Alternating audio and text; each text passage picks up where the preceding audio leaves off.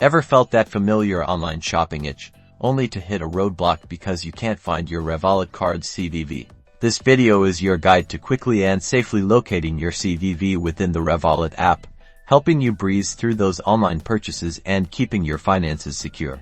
The first step is to access the Revolut app on your smartphone. Make sure you are logged into your account, and then proceed to the cards sections displayed, which is found at the bottom navigation bar. Within the cards section, you'll see a list of all your Revolut cards, both physical and virtual. Tap on the card you want to find the CVV for, bearing in mind that the CVV for virtual cards is different to that of physical cards. On the card details screen, look for an option that is similar to show details, or simply tap on card itself. It might require authentication, like your device's fingerprint or Face ID, to continue. Prepare yourself, as the CVV is generally hidden for security.